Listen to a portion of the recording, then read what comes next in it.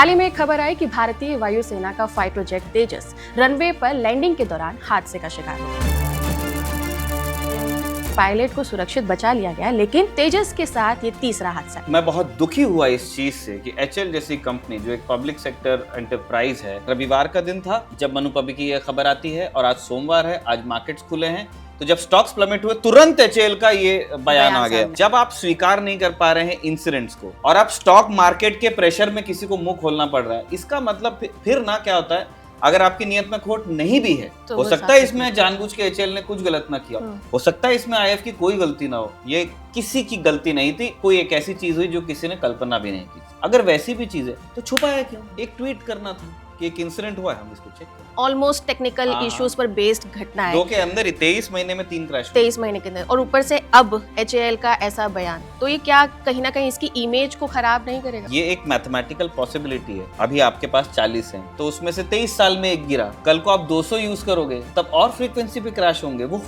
वो क्रैशेस किसी ऐसी गलती की वजह से ना हो या ऐसी किसी बात की वजह से ना हो जो टाली जा सकती थी। मैं शर्त लगा के कहता हूँ आपसे, एचएएल के बनाए एयरक्राफ्ट से ज्यादा एयरक्राफ्ट क्रैश हुए हैं लॉकहीड मार्टिन के, ज्यादा क्रैश हुए हैं जनरल डायनेमिक्स के, ज्यादा क्रैश हुए हैं बोइंग के। क्या इन 3 कंपनियों को कोई अनसेफ बोलता है? क्यों नहीं बोलता है? जिसका प्रोफेशनल एथिक जितना साउंड है और जो जितने पेशेवर तरीके से काम करता है, उसकी साख उतनी बड़ी होती है। नंबर ऑफ क्रैशेस से डिसाइड नहीं होता।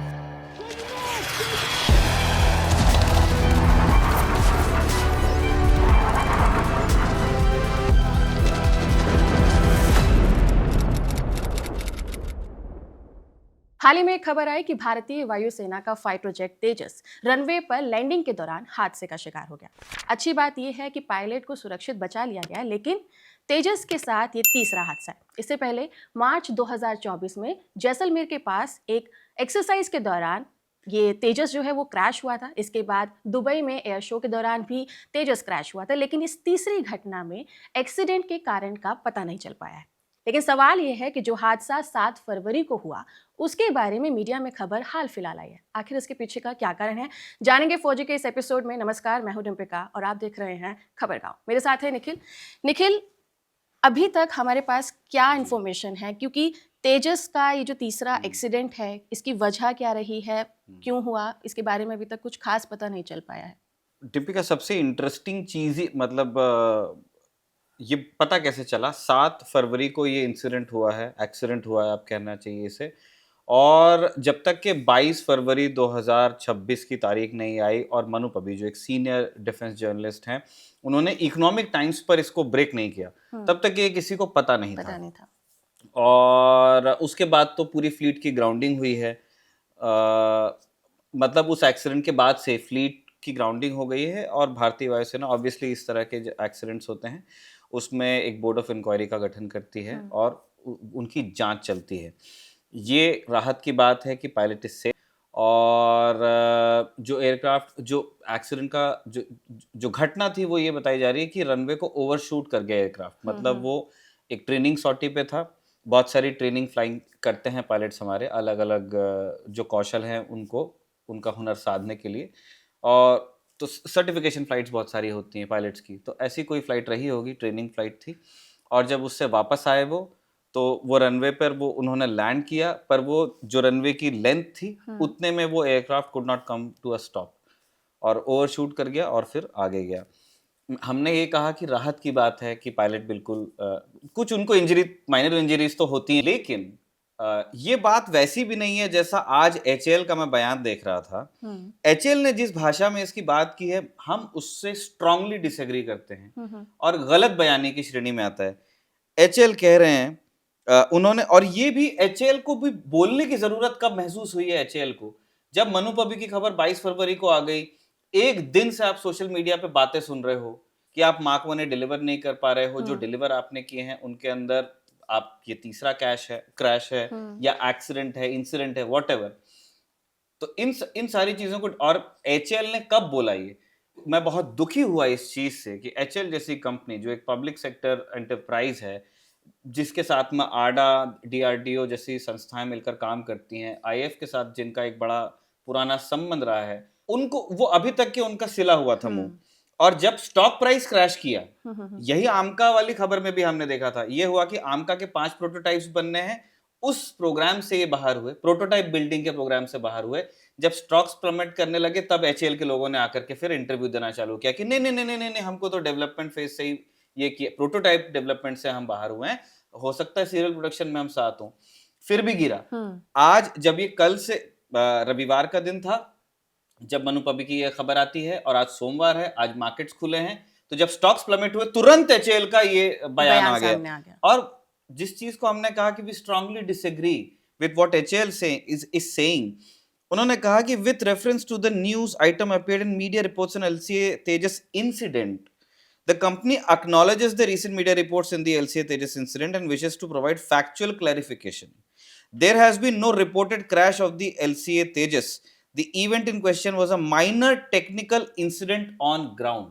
ये बात बिल्कुल ठीक है कि तेजस क्रैश नहीं, क्रैश का एक कन्वेंशनल अंडरस्टैंडिंग हमारी क्रैश को क्या है कि हवा से एयरक्राफ्ट नीचे आ जाए हम उसको क्रैश बोलते हैं, गिर जाए, ठीक है। लेकिन ये जो कह रहे हैं ना, a minor technical incident on ground, minor technical incident क्या है? खड़ा था और उसका बोल्ट गिर गया, ऐसा कुछ हुआ था क्या? नहीं, वो एयरक्राफ्ट रुक नहीं पाया जो रनवे की लेंथ थी उसके अंदर। क्या कारण था ये तो जांच में ही पता चलेगा। लोगों ने लिखा हुआ है कि कुछ ब्रेकिंग को लेके कुछ इशू हो सकता है, लेकिन ये जैसे मैं फिर से कहता हूं, ये जांच का विषय है कि वो क्यों नहीं रुक पाया। पायलट ने देर से, मतलब जिसको कहते हैं कि काफी आगे जाकर के वो रनवे पे नीचे है, व्हाटएवर, हमें नहीं पता है। ये चीज ब्रेकिंग से एसोसिएटेड बताई जा रही है, लेकिन ये minor technical incident on ground तो नहीं है। जो पायलट इज सेफ, बिल्कुल सही बात है, लेकिन वो जो एयरफ्रेम है, जो एयरक्राफ्ट है अपने आप में, वो सिविली डैमेज्ड है। और रिपोर्ट्स ये बता रही हैं, और जो लोग इन खबरों को फॉलो करते हैं वो लोग बता रहे हैं कि the airframe will most likely be written off. इसका मतलब वो इतना बुरी तरह से क्षतिग्रस्त है कि उसको दोबारा इस्तेमाल नहीं किया जा सकता। तो ये minor technical incident on ground, तो ऑन ग्राउंड सुनने से अपने को क्या लगता है कि आज रात को खड़ा किया था यहाँ पे, धो धा के पोंछ पाछ के रखा था, सुबह का एक पहिया निकला हुआ है, this is a minor technical incident on ground. आपके ये लैंग्वेज तो मिसलीड कर रही है। लैंडिंग के दौरान मैं बिल्कुल नहीं कहता हूं कि ये एचएएल को ये कहना चाहिए कि हाय हाय बहुत बड़ा हादसा हो गया, नहीं है। ये एक इंसिडेंट है, एक एक्सीडेंट है, लेकिन ये minor technical incident on ground तो नहीं है ना। दूसरा, LCA Tejas maintains one of the world's best safety records among contemporary fighter aircraft. ठीक है, अभी तक के ये बात, इसकी वैलिडिटी कुछ है। As a standard operating procedure, the issue is being analyzed in depth and HAL is working closely with the IAF for a speedy resolution. This is for information and record, please. मेरा सवाल ये है, और दोनों से है, Indian air force से है और HAL से है। मुझे इसका तुक नहीं समझ में आता है कि ये क्या बेतुकी बात है कि 7 तारीख को एक इंसिडेंट होता है जिसके अंदर वो एयरफ्रेम को इतना डैमेज होता है कि you are planning on writing it off. 22 तारीख को एक कोई पत्रकार उसको ब्रेक करता है अपने सूत्रों के आधार पे। आपको 23 तारीख को मुंह खुलता किसका है? एचएएल का, जो कि एक कंपनी है लिस्टेड स्टॉक, क्योंकि वहां स्टॉक प्लमेट कर रहा है। तब आपको, अगर ये 7 तारीख को आप नहीं बता सकते थे, आप 8 तारीख को नहीं बता सकते थे, 9 को नहीं बता सकते थे, 10 को नहीं बता सकते थे, 11 को नहीं बता सकते थे, 20 को नहीं बता सकते थे, 23 को आपको क्यों बोलना पड़ा? 23 फरवरी को ऑपरेशनल सीक्रेसी कहां गई? और 23 मतलब क्योंकि अभी क्या होगा, जैसे ये बात आएगी ना, कुकुर मुत्ते की तरह मतलब लोग खड़े हो जाते हैं कि नहीं नहीं नहीं नहीं नहीं, सेना को देखिए सीक्रेसी। बिल्कुल मैं मानता हूं, मैं ये चीज कभी नहीं पूछूंगा आईएफ से कि वो ट्रेनिंग सॉर्टी का नेचर क्या था, वो स्पेसिफिक जो पर्टिकुलर जो पायलट थे वो किस कौशल को साधना चाहते थे। ये बिल्कुल आईएफ का एक मतलब प्रिविलेज इंफॉर्मेशन है, वो अपने पायलट्स को कैसे ट्रेन करते हैं, कौन से बेस पे कौन सा एयरक्राफ्ट उन्होंने रखा है, वो पायलट्स वहां पे क्या स्किल्स रखते हैं, क्या उनके प्लान से, हम कभी नहीं पूछ, हम बिल्कुल मानते हैं कि ये तो सीक्रेट ही चीज है।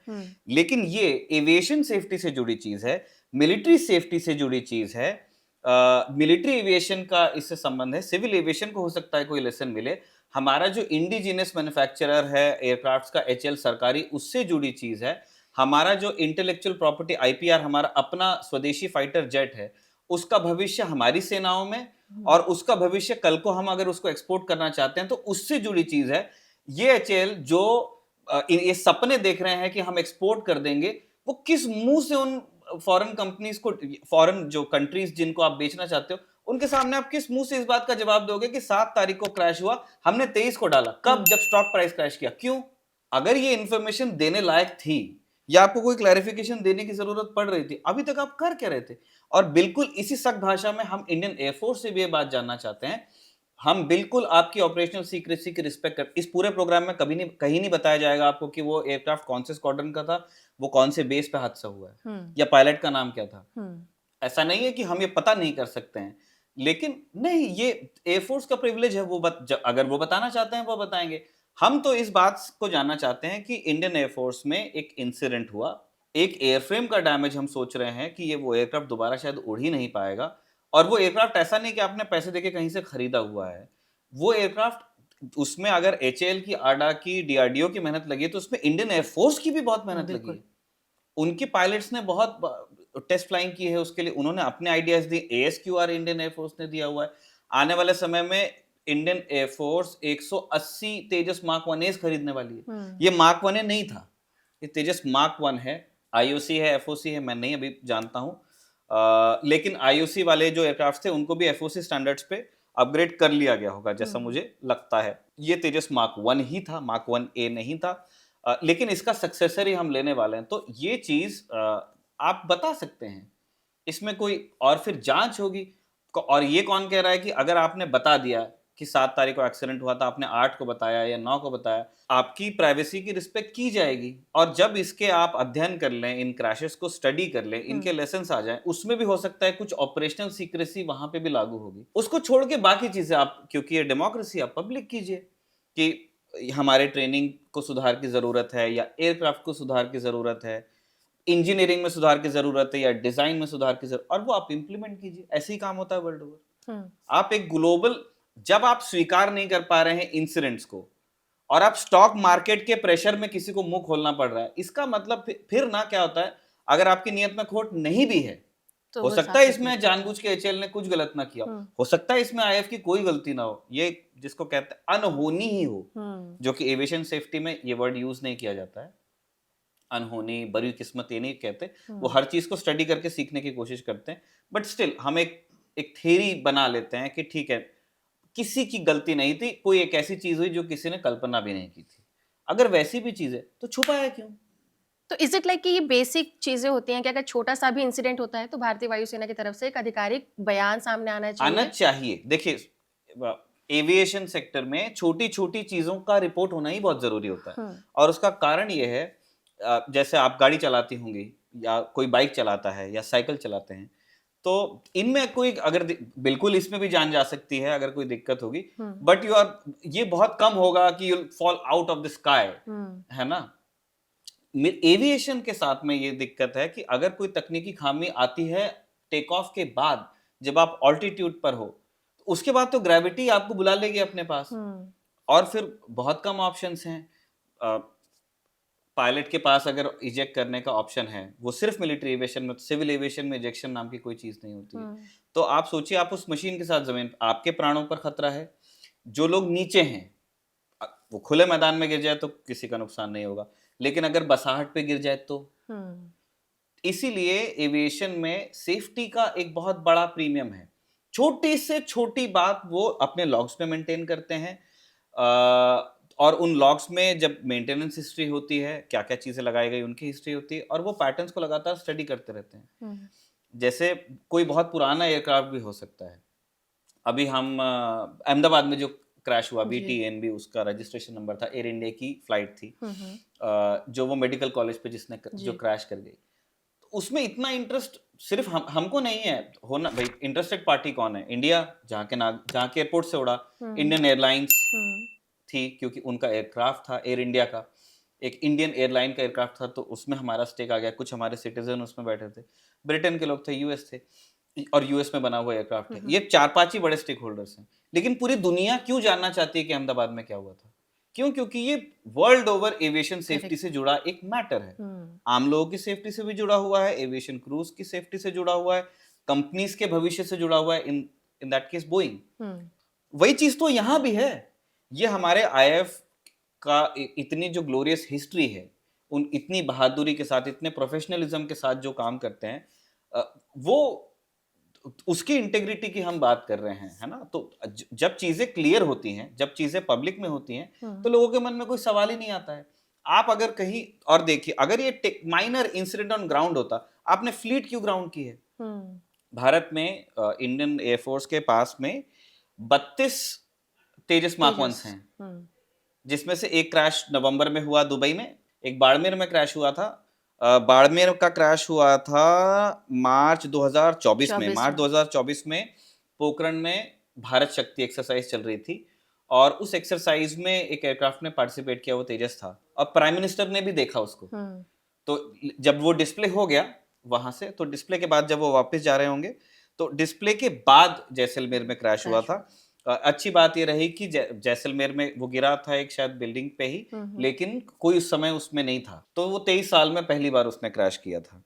हम इतने पैशन के साथ इसको इसलिए डिस्कस कर रहे हैं डिम्पे का, बिकॉज 25 साल की फ्लाइंग हिस्ट्री है और 10 साल की ऑपरेशनल हिस्ट्री है तेजस की, जिसमें 3 क्रैश हुए हैं। और इसको अगर आप एक एवरेज की तरह देखोगे तो वो एक ऐसा जेट जो फ्रॉम स्क्रैच हमने बनाना शुरू किया, उस एचएएल ठीक ही कह रहा है कि ये बहुत अच्छा सेफ्टी रिकॉर्ड है अगर आप ग्लोबल उससे कंपेयर करोगे तो। बट बात इन 3 क्रैशेस में, तो जो बाद के 2 क्रैश हैं वो नवंबर के बाद कितना टाइम हुआ है? दिसंबर, जनवरी, फरवरी, 2.5 महीने में 2 क्रैश हुए हैं आपके जी। तो इन सारी चीजों से लोगों के मन में प्रश्न आते हैं, और तब फिर आपको जिसको कहते हैं ना कि पब्लिक डिस्क्लोजर्स की जरूरत पड़ती है। जैसे जो 2024 में क्रैश हुआ था, उसके बारे में कहा गया था कि कोई ऑयल पंप मैलफंक्शन रहा होगा, है ना, और उसकी वजह से शायद इंजन सीज कर गया, मतलब वो उसने थ्रस्ट प्रोड्यूस करना बंद कर दिया, और उसके बाद वो एयरक्राफ्ट नीचे आया है। फिर उसके बाद में 21 नवंबर 2025, है ना, ये आपका 2024 में एक्सीडेंट हो रहा है मार्च में, उसके बाद 25 में होता है, मतलब उसके बाद एक लंबा गैप आता है। तो दुबई एयर शो में तो एक वो क्रैश हुआ, वो भी डिस्प्ले के दौरान हुआ, और विंग कमांडर नमन सयाल ये वीरगति को प्राप्त हुए इस क्रैश में, है ना, ये इजेक्ट नहीं कर पाए थे। तो ये तो अभी अंडर इन्वेस्टिगेशन है। वो ऊपर का भी मैंने तो राहुल सिंह को कोट करके बताया, वो भी एक डिफेंस जर्नलिस्ट हैं। इसकी जांच अभी चल रही है, और अभी फिर ये हमारे पास में तीसरा है। इस चीज को लेकर के हम दुखी बस इसीलिए हैं कि इस बारे में जब तक मनु पबी ने इसको ब्रेक नहीं किया, तब तक किसी ने मुंह नहीं खोला। और वो एक, जैसे अगर आपके पास छुपाने को कुछ नहीं है तो फिर ये कारण देना क्यों? एक ट्वीट करना था कि एक इंसिडेंट हुआ है, हम इसको चेक कर रहे हैं। ये तो दुनिया भर में किया जाता है। तो मतलब 2 साल के अंदर अंदर 3 ऐसी ऑलमोस्ट टेक्निकल इश्यूज पर बेस्ड घटना है। 2 के अंदर ही 23 महीने में 3 क्रैश 23 महीने के अंदर, और ऊपर से अब एचएएल का ऐसा बयान, तो ये क्या कहीं ना कहीं इसकी इमेज को खराब नहीं करेगा? 2 अलग अलग पर्सपेक्टिव्स हैं।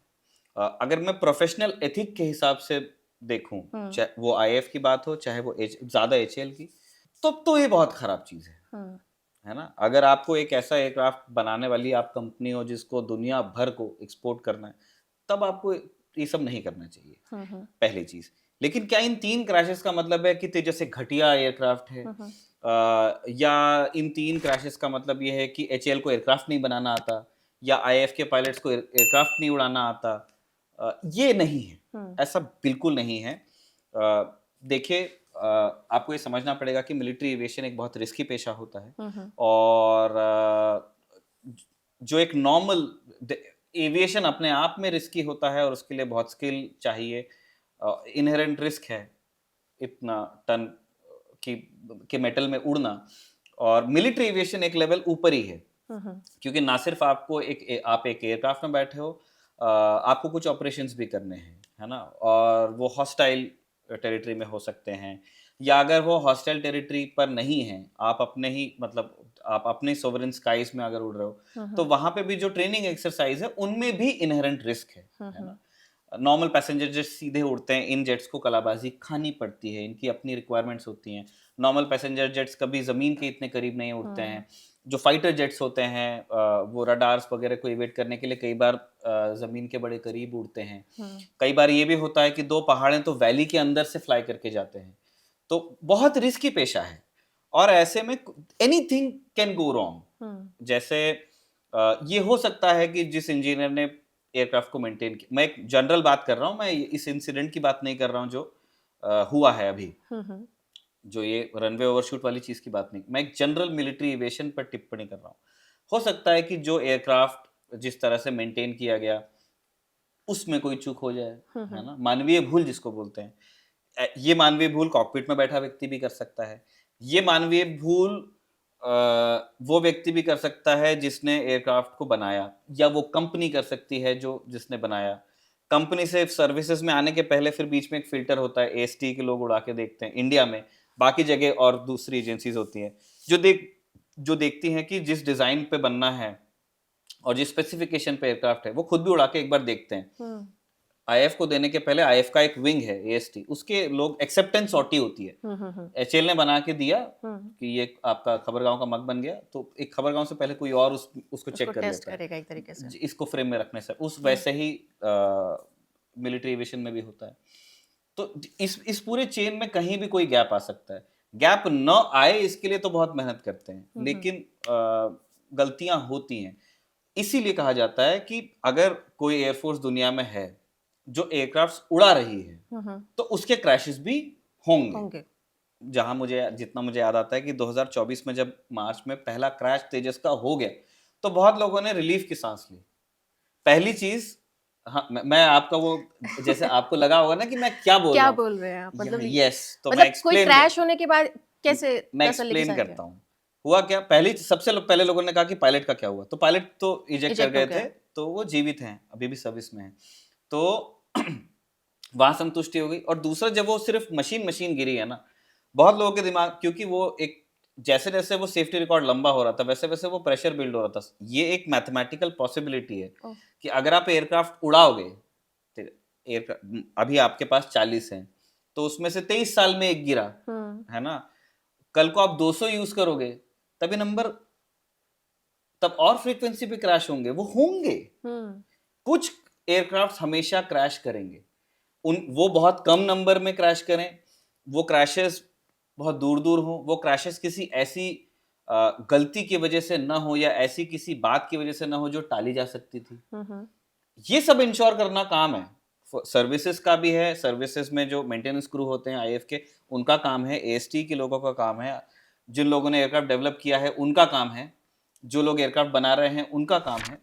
लेकिन क्रैश होगा, तो इसलिए जब 24 में एक क्रैश हो गया जिसमें हमारा कोई नुकसान नहीं हुआ, है ना, एक पायलट आने के बाद में फिर वो टेक्नोलॉजी है ना, और उसका एक इटरेशन है, वो गिरा, अब दोबारा फिर बना लेंगे, एक और बनाएंगे ना, मेन चीज पायलट है। और एक क्रैश हो गया तो वो जो एक दिमाग, वो जो एक धीरे धीरे बन रहा था कि यार 23 साल में कुछ नहीं हुआ है, तो वो होता क्या है कि जो खिलाड़ी हर मैच में अगर सेंचुरी ही मार रहा है तो फिर उसके पास ये ऑप्शन खत्म हो जाता है कि किसी मैच में वो थोड़ा कम अच्छा खेले। ये तेजस के साथ में हो रहा था। एचएएल, अगर आज भी मैं कहता हूँ एचएएल को उस बात का क्रेडिट देना चाहिए, हमको आडा को भी देना चाहिए, डीआरडीओ को भी देना चाहिए, और आईएफ के पायलट्स जो बाद में और आईएफ के पायलट जो बाद में आडा को दिए गए या एचएएल को दिए गए, उन लोगों ने जो टेस्ट फ्लाइंग की उनको भी देना चाहिए कि तेजस के पूरे डेवलपमेंट प्रोग्राम जब डेवलपमेंट फेज में था, इंडक्ट तो 16 में हुआ ना, पहली फ्लाइट 2001 में हुई, 15 साल का जो डेवलपमेंट फेज है एक भी क्रैश नहीं हुआ।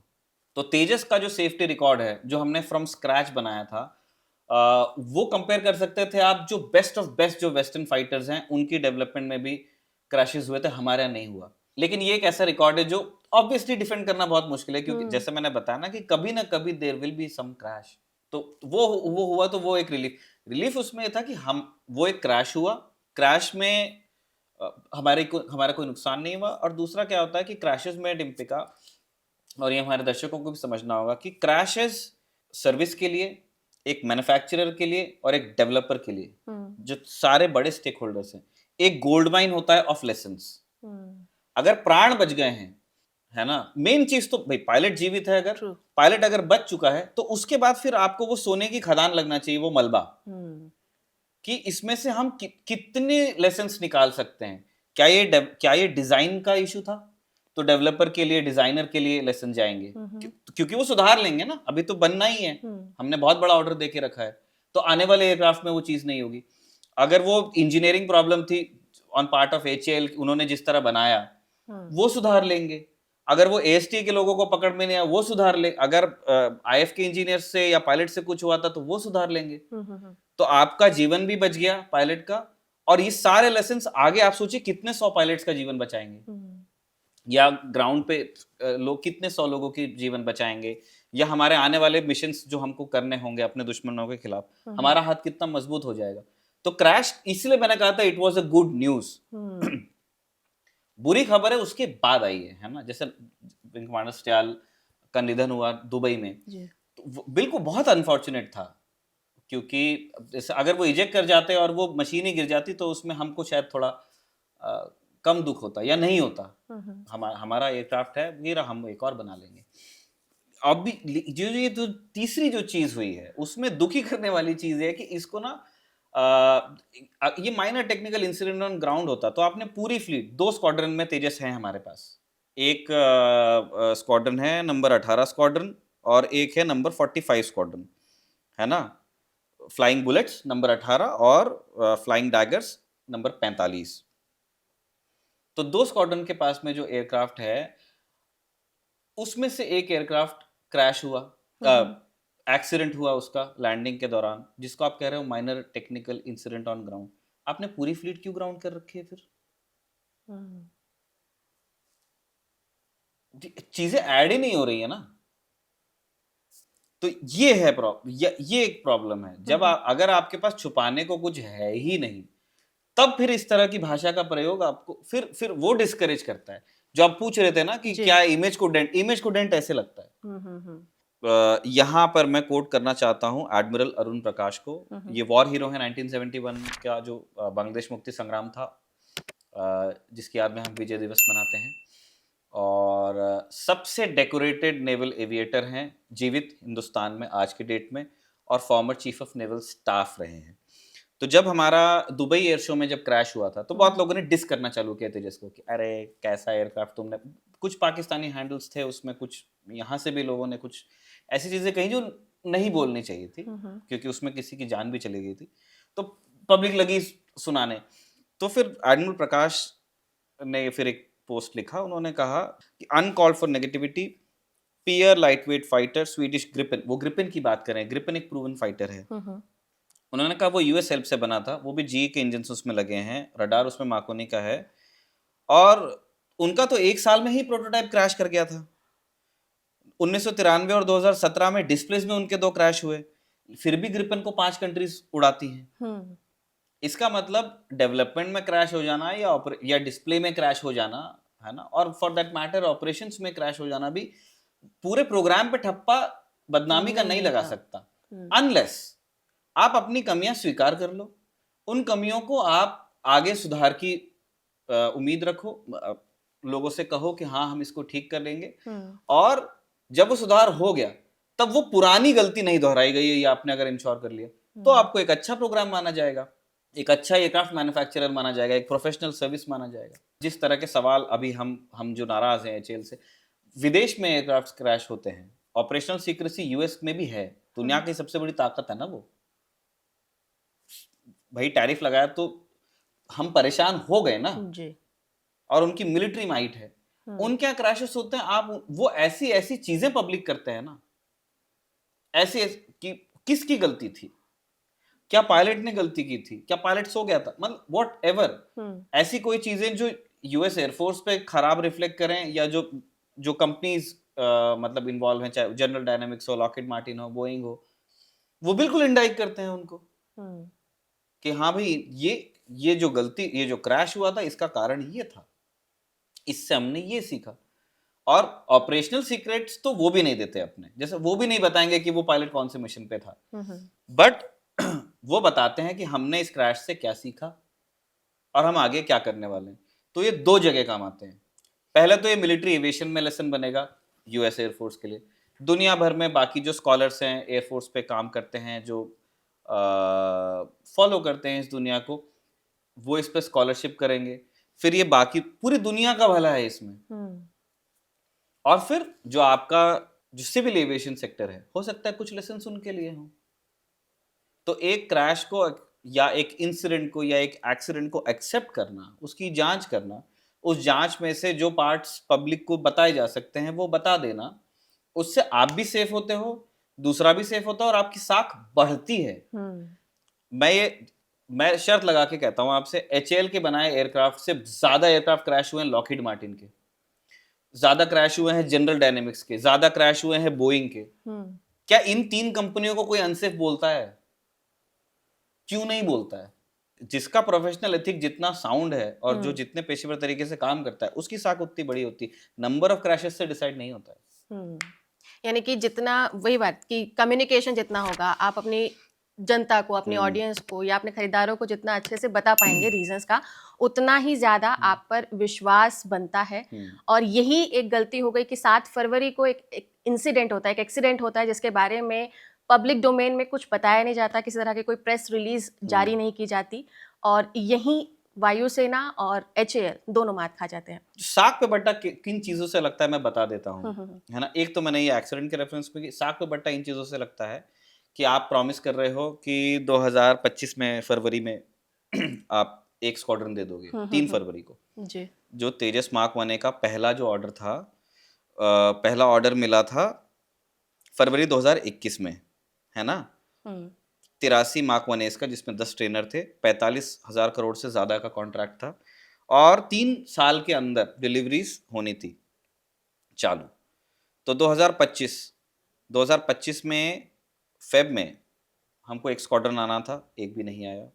एचएएल ने कहा मार्च में, नवंबर 2025 में आपको दे देंगे एयरक्राफ्ट्स, है ना, देना चालू कर देंगे।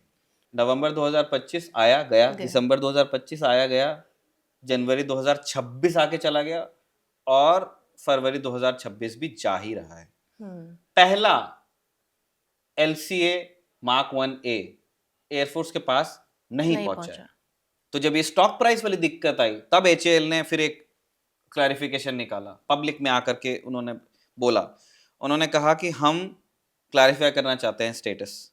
तो उन्होंने कहा कि 5 एयरक्राफ्ट पूरी तरह से रेडी हैं और एचएएल अपने सूत्रों के उस हवाले से वो दे भी रहा था इन्फॉर्मेशन कि एयरफोर्स ले नहीं रही है, हमने तो बना के रखा है।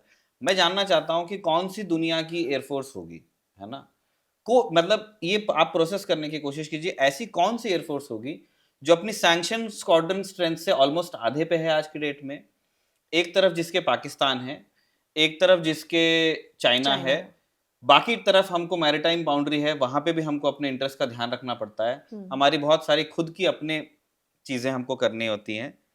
वो air force 5 ready to deliver aircraft क्यों नहीं ले लेगा? अजीब बात है ना, बहुत अजीब। तो इसका मतलब भाई, क्या जो लोग एयरफोर्स में ये सब एक्विजिशन के डिसीजंस ले रहे हैं उनको दिमाग नहीं है? कोई रीजन होगा ना एयरफोर्स के पास कि वो डिलीवरीज क्यों नहीं ले रहे हैं। एचएएल का हमेशा कहना है कि जी से इंजन नहीं आया, जी से इंजन है, जी से, ये बात बिल्कुल सही है कि जनरल इलेक्ट्रिक ने उसका जो भी कारण रहा, उन्होंने इंडिया को प्रेशर देने के लिए किया या सप्लाई चेन इश्यूज थे, व्हाटएवर, बट उन्होंने इंजन देने में डिले किया, ये बात फैक्ट है, और उस वजह से एचएएल की डिलीवरी लेट हुई है। लेकिन जो 5 आपने बना के रखे हैं, जो जिनमें आपके इंजन भी लगे हुए हैं, वो एयरफोर्स क्यों नहीं ले रही है? बात यह है कि आप जी के ऊपर नाम डाल के आप अपनी खामियों को छुपा रहे हो। ये भी मैं बता सकता हूं कि जी के अलावा एक और यूरोपियन प्रोडक्ट है इन दैट एयरक्राफ्ट, जिसमें कुछ उनके भी आने में, वो जो आपका यूक्रेन वॉर हो गया उसकी वजह से वो भी लेट हुआ। तो ये तो चलो आपके सप्लायर नहीं आपको सामान ने दिया, तो आप वहां पे एचएएल की गलती नहीं है या कम है। लेकिन आपको अपने ही बयान में क्या लिखा है उन्होंने, 5 एयरक्राफ्ट जो रेडी टू डिलीवर हैं, उन्होंने मेजर कॉन्ट्रैक्टेड कैपेबिलिटीज उनके अंदर है। मेजर कॉन्ट्रैक्टेड कैपेबिलिटीज क्यों है भाई? जब 1 साल बाद दे रहे हो, लेट दे रहे हो ना आप 1 साल, तो मेजर कॉन्ट्रैक्टेड कैपेबिलिटीज क्यों नहीं? ऑल कॉन्ट्रैक्टेड कैपेबिलिटीज होना चाहिए भाई। आप तो 1 साल आपको ज्यादा मिल गया काम कर, जी का इंजन लेट आया था ना, एयरक्राफ्ट तो आप ही बना रहे थे, तो वो क्यों नहीं कर पाए आप? पहली चीज। दूसरा, फिर वो कह रहे हैं उसी बयान में है कि all design and development issues identified are being addressed in an expedited manner. इसका मतलब इश्यूज तो पूरे खत्म ही नहीं हुए हैं। तो दोनों चीजें हैं कि आप कह रहे हो रेडी है, उसमें आप कह रहे हो कि सब नहीं है, मेजर कॉन्ट्रैक्टेड कैपेबिलिटीज। फिर आप नीचे कह रहे हो कि जो इश्यूज है उन पर आप एयरफोर्स के साथ में डिस्कशन भी कर रहे हो, तो आपने क्या प्रोडक्ट बनाया फिर? ये हमने जब रफाल और तेजस वाला एपिसोड किया था पिछला, तब हमने ये कहा था कि एचएएल को वहां पे एक जरूरत से ज्यादा एचएएल की आलोचना होती है कि जो कंसेशन हमने दासो को दे दिया, एक फ्रेंच, एक विदेशी कंपनी को जो हम देते हैं, वो कंसेशन हम एचएएल को नहीं देते।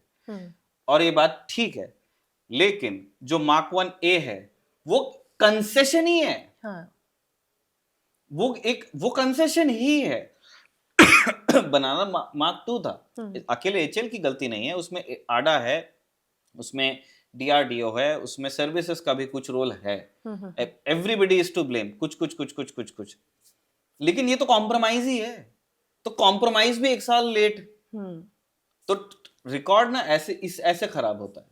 तो जितना इस पूरे तेजस के तीसरे हादसे से जो सामने आ रहा है वो ये कि जितना हम वायुसेना को क्वेश्चन कर सकते हैं कि आपकी तरफ से कोई आधिकारिक बयान क्यों नहीं आया, उतना ही सवाल एचएएल से भी पूछा जा रहा है। और सिर्फ इस बिना पर नहीं कि ये एक इंसिडेंट हुआ है, काफ़ी सारे इश्यूज रहे हैं जिसके बेसिस पर सवाल बार बार सामने आ रहे हैं, लेकिन कब तक जवाब मिलेगा, कितना क्लियर जवाब मिलेगा, ये देखना होगा। फिलहाल के लिए फौजी के इस एपिसोड में इतना ही। आपका इस पर क्या कहना है कमेंट सेक्शन में ज़रूर बताइएगा।